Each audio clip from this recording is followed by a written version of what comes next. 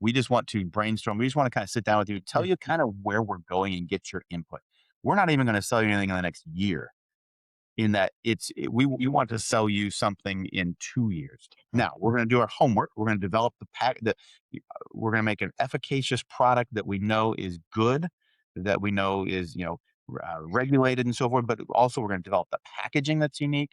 We're going to have the delivery system be unique. And so it's those manufacturers that do their homework up front Mm. that make sure that they loop in the appropriate people and those stakeholders along the way, that they can then, say, okay, now 2 years later, we've done our homework. We know this is going to sell. We did. The Digital Transformist is a podcast produced by Caxi, a software and AI consulting firm helping companies play offense with technology. Hello and welcome to the podcast. I'm Michael LaVista, CEO of Caxi. We focus on helping companies figure out how to play offense with software and really make a difference on the bottom line.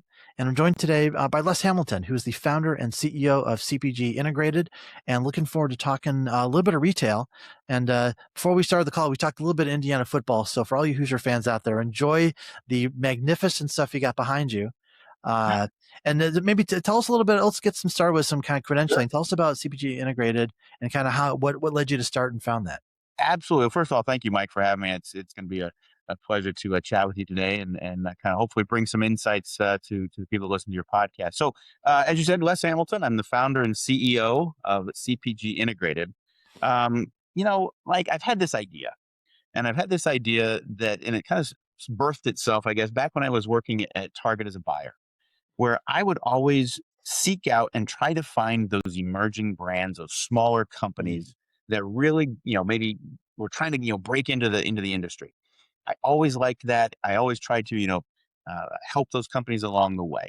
Yeah. I went from Target as a retailer, I went over to the Emerson Group as an agency, spent some time there, and then most recently I was the chief revenue officer at Highlands, which is an over-the-counter natural medicine Yeah. company. So I had this retailer, this agency, and this manufacturing background. So when I left Highlands last year, I started CPG Integrated, I believe in August, and it really is the senior level fractional outsourced firm that Mm. focuses on those small to medium sized health and beauty aids, OTC pharmaceutical companies that are those emerging brands that are typically still founder run, that are between 1 and 30 million or whatever. They're starting to get of size, Yeah. and they realize what. We need to hire a VP of marketing. We've got to get a VP of sales or whatnot. And they go out into the marketplace and they look around and they get sticker shock. And Mm. it's a sticker shock of, wow, to get somebody that's super qualified that we can't afford that with salary and benefits and, bonuses and expense reports, all that Yeah. stuff. Well, I've collected over 50 executives, they're contractors, if you will, that are willing to contract with me underneath my 5 pillars of business, which are sales, marketing, supply chain, finance, and IT. And underneath those pillars, if an emerging brand is looking for someone, I can do that at a fraction of the cost with a fractional senior level executive that has a proven track record that's done it before. That Yeah. quite frankly, it shouldn't take them the full 40 hours a week to do it. They know who to call. They know how to make things happen, and it's been fairly successful. It has also morphed into this kind of this master broker or national broker network management as well. So I have clients that are utilizing my fractional senior level executives. Some that are also using this master broker network. I have some that are using both. Some that are using just one or the other. And so it's really a full service company, if you will, to really help these brands come to market and really and sell their products. Yeah, it's really interesting. I wonder, I think we might serve like a similar psychographic, which is that growing, kind of mid-market business that is ready to make the leap and yet is blocked by this idea, to your point about, we have bandwidth and budget to afford 3 of these 5 or 7 or 9 things. I'm curious for you, Yeah. what's been the breakthrough moment when, if your buyer's a CEO, I'm imagining, like what's the breakthrough moment when you finally decide, okay, you know what, guys, it's time. We need to make this move. What's the thing that happened? What's the incident, the inciting incident that happens? Yeah, and it really depends on what area of expertise they're looking for. A lot of times, I thought when I started this company, Mike, it was going to be sales and marketing heavy. Hmm. But I'll tell you, the first contract I got was for a CFO. The second contract was for supply chain. And I started scratching my head going, okay, there is really a need out there for people to get their supply chain and logistics down correct from the Mm. get-go, and then understanding that P&L and understanding those finances even before you try to go to the big retailers and sell product and market product. And so really that it's kind of the aha of like, okay, we need to be operationally ready before we start going, to the big guys and understanding, brick and mortar retail. That's really good. And I think I even underscore the second half of your name, the integrated piece. I do feel like a lot of times you run in companies like this, and what's happening is those 5 pillars you mentioned are kind of rowing in the same direction, but kind of not, and sometimes opposite directions, and they don't even know it. I'm curious. So you're nodding your head. Like what's a story about a time you went in and people are rowing in opposite directions and had to be uh, made aware of the fact? 100%. Yeah. And so real quick on the integrated piece. Yeah.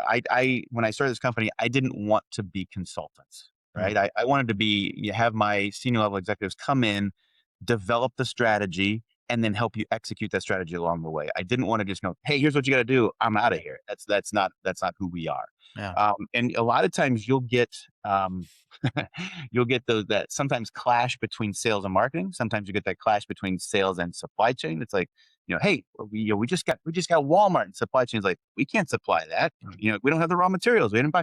So there's sometimes this friction that happens in these small companies because everybody thinks everybody knows what's going on. But if you haven't pre-planned ahead of time, you can't necessarily absorb that sales opportunity. And so what happens to resolve the friction? Uh, Good question. So a lot of times, you either have to have the communication down to resolve that friction, or heaven forbid, you have to go back to the buyer and say, hey, we can't deliver. Right. So really the friction you have to back yourself up and say, we've got to plan first before we go to the big retailer. So we've got to be successful internally before we can be successful externally. Yeah. And so really that communication piece that is paramount for any of this to work. So let me ask you a question a little bit off the wall. So I was at a talk recently with a CEO from Ulta Beauty, which I guess is sort of maybe in some spaces you worked in. Yeah. And I'm curious about, she told the story I thought was really interesting. And it was that they're experimenting in other markets. And, if they open a store in Mexico, for example, they're going to try to source some local stuff. And then lo and behold, if there's a real success story in the Mexico branches, they go, "Hey, maybe we bring this to the US." And I'm curious, as someone who's bought for some of these big brands, if anyone listening is a smaller retailer, what are some of the things that like for you stood out as like, actually, that is one I'm going to pluck out and bring into our network? What does that look like? Like from a company standpoint, like why would Yeah. I yeah. Yeah. First of all, you've gotta, and I have turned companies down. Mhm. And I think the first piece is you've gotta believe not only in what they're trying to sell, but also the people. Yeah. So, if you are not aligned, or if CPG Integrated is not aligned with the company from a integrity standpoint, from a morals and value, that kind of a thing, because I'm very much a relational people person, Mhm. then I don't think it's going to be a very good fit. So Yeah. understanding number one, can my contractors and executives or myself work with this company? One, and two, do I believe in the product? Because if I don't believe in the product, it's going to be very difficult to sell. I just don't want to take a paycheck. That's not what I'm here Yeah. for. I'm to help these brands, these emerging brands, these brands that have potential, come to market and really understand retail. Interesting. Okay. Well, yeah, thanks, Ryan. That was kind of a little bit off the wall. I wonder if we go back to something you were talking about a minute ago, which is supply chain. And when you look at the things that get out of sync for some of these businesses, obviously supply chain has gotten more complicated in the last year, not less complicated. For you, what are some of the ideas and strategies you've seen work, and where are people making their mistakes right now? Yeah, great question. So, from a supply chain standpoint, one of the key things, especially as you're buying raw materials and getting ready to then produce that finished good, do you have a secondary supplier for your bottles, your caps, your Mm, labels, whatever that component would be for your product? Because if you don't and they fall down, because a lot of times you're not in control of your external third party person. If they fall down, then that whole process all the way to the shelf at the retailer falls down. So having a secondary supplier would be key mm, as you look at this now. And everybody likes to throw on the tariffs piece. That also is important. And maybe it's in the stuff that doesn't necessarily have a expiration date, like the labels or the caps and so forth. Can you buy years ahead in raw material finished goods to stockpile that, so when times are trouble, or you might not have a secondary supplier yet, they will be able to give you that inventory that you need to produce your product. That's really interesting. Yeah, I think a lot of the customers we work with, it's about how to balance that really long term inventory vision against all the other factors about carrying too much inventory, and maybe we change our product mix and we don't need these things anymore. It's a delicate balance, right? And it does tie up cash. I mean, there's no question. Yeah. And as I'm consulting or helping these brands really understand how to go to market. A lot of times they don't understand, number one, how expensive it is, but also two is you kind of need to have a cash, pile of cash over here because of other extenuating circumstances. We can talk about those later. In order to buy those raw materials to ensure that you might by the time you ship an order to a retailer, you're probably floating them based on the terms that you have and so forth and Yeah. so on. That you have and so forth and Yeah. so on. So yeah, the cash piece is king. Interesting. I'm curious your take on state of the market. So I was just at a couple conferences lately, and we do a lot of work in helping companies figure out what to do with AI. And one of the things I heard someone coming out of a session recently was, "Oh my God, another thing about AI!" And like the world is kind of like saturated. I saw online that you were at the Expo West, and I'm curious, like what in terms of like state of the market, what are some of the things you saw, and if anything had a technology or AI bent, love to hear about it. But really, for you, what was your eye drawn to in the market right now? Yeah, I literally was there the full 2 days, so Wednesday and Thursday, uh, on the show floor for what all 8 hours of time. I walked that entire show, every aisle, every booth. I mean, I want to make sure I hit Hmm. everything. I probably walked away with 25 to 30 good quote unquote leads, if you will, Okay. for my business people that could really use a fractional executive, people that could really use a broker network, that kind of thing. But what I saw, I mean, and I've been going to Expo West for a couple decades since Target, is that this industry is alive and well. It is still a people business. While there is technology and you should utilize technology in the business, it is still a relational business. It is still something that that interaction of back and forth with each other, with the buyer, with the salesperson, that kind of thing. It is still a people business. There was a lot of you always look for again those emerging trends, whether it's magnesium or hydration or whatever that trend would be. You saw a lot of them back in the day. Used to be the mushrooms were the big thing, and a long time ago. And now that's just passé. And so there's many things that are you try to pull out from people. Could be patches, could be different delivery methods, could Yeah. be different ingredients, that kind of thing. But I would say this industry is definitely alive and well. Yeah. And it does really, it seems like it's an industry that has like a willingness, but like almost a need to constantly innovate. And seems like there's always something new. And what's the danger of getting into a business that all of a sudden, to your point, is, oh, mushrooms, that's last year. Like Yeah. what's the thing that you think, if you had to like make these little micro bets on what's on the up for 12 months, and what's kind of like, what do you see as happening? Like if you're really dialed into the weeds? Yeah, I would say number one, as a company, you've got to have a solid new product pipeline. Mm, So what is to your point too? What is exciting and new today? The mushrooms or the magnesium or the hydro, what's next? What's 12 months from now? yeah. And so really having a marketing person or a marketing agency that can help you identify what are those trends? What are the consumer trends? Because just because somebody has a great idea doesn't mean it's going to sell. And Yeah. so, can you validate your idea either through some focus groups, through a marketing agency, to really help you understand what's the longevity of this item? Is it a flash in the pan for 12 months and we're on to the next ingredient or flavor or whatever? Or is this something that's sustainable that we can really use and apply to our more of our full-time business kind of thing? Okay. So let's say, I'm a CEO in this space right now, and I'm choosing between three ideas in our product pipeline. Are you do you typically say, experiment with all three or dive into one, or like what's your strategy? What strategy do you think works the best in terms of curating and pruning that pipeline? Yeah, I would probably parallel path all three at the same Okay. time, up to a point, and then I would probably also then get a marketing firm to help you with a focus group or help you understand what Yeah. is that end consumer looking for. But then also, if you find a trusted retailer that you have a great relationship with, maybe the brokers have a relationship or whatnot, that you can say, "Hey, I'm not going to sell you this. What do you think of this?" Hmm. And they can sign NDA or not. I mean, they shouldn't usually tell their competition or your Yeah. competition. But having that person that is on the other side of the desk that has seen 100 different presentations, like, does this make sense? And they might be like, man, I've seen 37 of those. Don't go there. Or it's like, wow, this is really unique. Okay, we can try that. Yeah. It's funny, my experience over the years has been that sort of nothing new under the sun phenomenon of every time someone brings like a brand new crazy idea to us, it's usually a flavor of something else. And and you kind of hit where I usually go, which is any product or idea can win with sustained and intelligent marketing that finds its niche, finds its people, etc. And probably like Target can move the whole country in a direction to something, but smaller brands can't. So like, what's your take on how to make something that is maybe a better version of the same mousetrap, but we're going to market to, like, what's your take on how to navigate that the best? Yeah, that's a very good question. So, when I was a buyer at Target, I had developed the quote unquote better mousetrap, in my opinion. Okay. Right. I had I was buying the OTC category at the time, and in pain relief and pediatric, and I had developed a unit dose acetaminophen. And I developed a package, put it in, I developed a package, put it into the Target brand private label.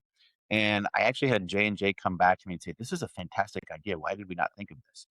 Now, it didn't succeed Huh. because I didn't market it. I just And, stuck it on the shelf, hoping that it was going to sell itself, not realizing, you know what?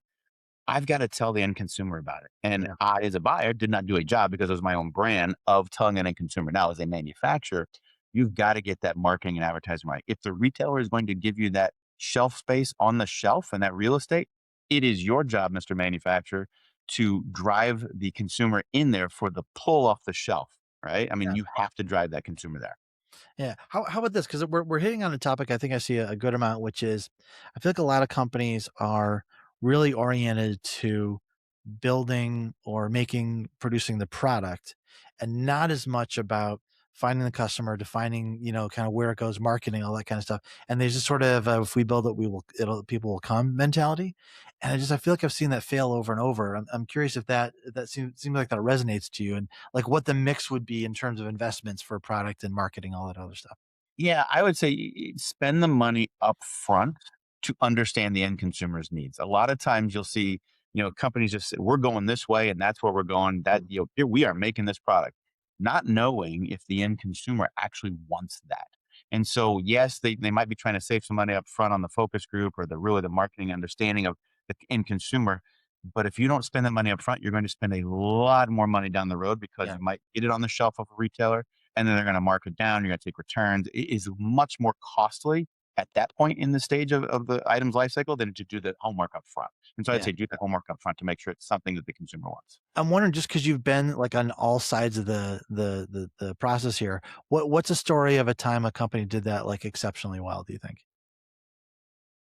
Oh, let's see. So, I'll go back to my Target days. So there have been several different companies that would come to me initially that uh, would say, "Okay, we're not trying to sell you anything. We just want to brainstorm. We just want to kind of sit down with you, tell Yeah. you kind of where we're going and get your input. We're not even going to sell you anything in the next year. In that we want to sell you something in 2 years. Hmm. Now we're going to do our homework. We're going to develop we're going to make an efficacious product that we know is good, that we know is regulated and so forth. But also we're going to develop the packaging that's unique.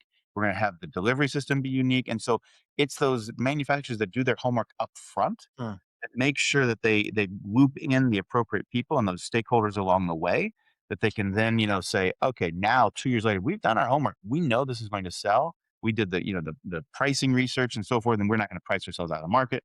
This is the right product for the right time at the right place." Yeah. I'm curious because I feel like that. I mean, that sounds so smart and so proactive, and also I can imagine more mid-sized companies going, "Yeah, sure, I don't have 2 years." Um, like what's your accelerated bootstrappy version of that? Do you think? Yeah, I would say it's a couple of things. One, you've got focus groups. Spend the 5 grand or whatever it Yeah. is to do a focus group. One, two is you've got to succeed on e-commerce on Amazon before you even go to a brick and mortar retailer. So you've got to understand because underneath e-com, not only does it show and expose your internal logistics supply chain and making sure that you've got all that correct, you've also got a testing ground for price points and Mm. exposure on Amazon. I mean, you can test multiple different things on Amazon's platform, advertising and so forth. And so you have the ability to do that. Why would you not use that, especially if you're a smaller brand? Now, if that's in the health and beauty and wellness categories. If you're in the technology space, like I bought electronics for a while. I mean, that is a lot more difficult to do because that is so quick Yeah. turning that I would say that would be very difficult to do. But in this health and beauty space, I would say let's see if you can get good consumer data to begin with before Yeah. you kind of branch out and go big full I can scale. tell you selfishly, I was hoping you'd go there because I think Yeah. that's what I was thinking too. Because it's like it's such a it's a space that can happen in waves with a certain idea or kind of product type catches on, and all of a sudden people want to go get it.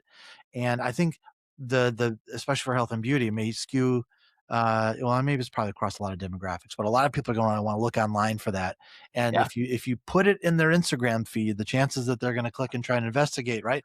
That's more. I think that's probably more of an opportunity than hoping someone wandering down the aisle at Target happens or Ulta Beauty happens to kind of happen upon it, right? Yeah, I've got a good story. So I was at a major retailer, one of my last presentations, maybe 8 months or so ago, and we're in the live meeting, right? And we're giving the pitch and the presentation, and the buyer is like this, right? Right. In the live meeting, and it's like, oh look at your Amazon. You've got 980 Amazon 4.8 reviews. Oh, look at your Instagram ad. Oh, you're on TikTok. Literally, it is in real time, real life, as I'm making the pitch, Yeah. to the buyer. And so you've got to be prepared and on digital. And that's what I've been advising a lot of my clients is you got to get the e-com done and set before you even think about brick and Yeah. mortar. And embedded in there, I'm sure people heard it, is that don't go into that meeting and be surprised when they look on Amazon and it's not there or there's 0 reviews or whatever. Like, don't embarrass yourself at that moment because, like, you get an at bat, you want to make sure you make some contact with the ball a little bit, right? You got it. You only get one. Sometimes you only get one swing. Yeah. And yeah, that is definitely true. Interesting. So I'm curious how much of your work then has to do with digital and getting people with e-commerce going and Amazon stores and all the different probably Shopify. Like what's your strategy there? What's been happening in that world? Yeah. So I have partnered with a couple different Amazon brokers, if you will. They do Oh, their kind of full service agencies. Again, another service that I provide is that broker management piece, not only the senior fractional level executives, but the broker management. And these people know and understand Amazon. They live it, they breathe it. That's all they do. yeah. And so advising my clients, like, look, it's probably time to have your wife stop doing the Amazon marketing and maybe move it over to an agency. No. Again, you're just getting too large. You're getting too big. You know, you've got to understand that there are other things you should be doing, not managing the Amazon. Your ASINs, your A plus content, your video, all of the stuff that requires somebody to manage an account appropriately.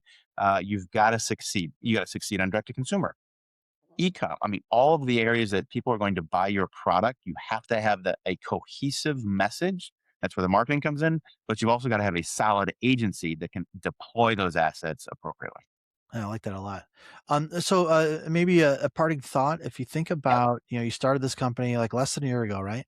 Yeah. Um, anything, and what's some advice you've already learned in the year of doing it that maybe you wish you knew a year ago, that if I'm an entrepreneur and I'm starting something like this in retail right now, what have you learned in the last 12 months or so? That's a very, very good question. So I would say that it is absolutely going to twofold. It's absolutely going to take longer than you think, and it's going to cost more than you think.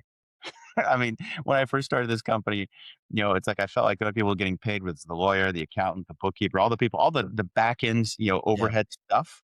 It's like, when do I start making money?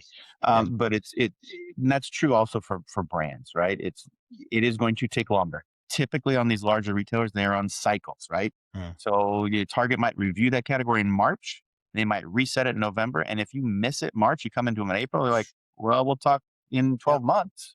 And so just the amount of time that is necessary to really find success, you know, companies or emerging brands will just come in and say, "Well, why can't we just go into Walmart?" Well, okay, there's a process, there's Yeah. time frame, that kind of thing. So really just understanding time commitment and then also the financial commitment. It is not cheap to launch a brand, and don't skimp on the beginning of that, because it is much less. It's less expensive on early on, even though it's a lot of money, than to take the returns, take the markdowns, and really potentially fold your company if it doesn't succeed. Yeah.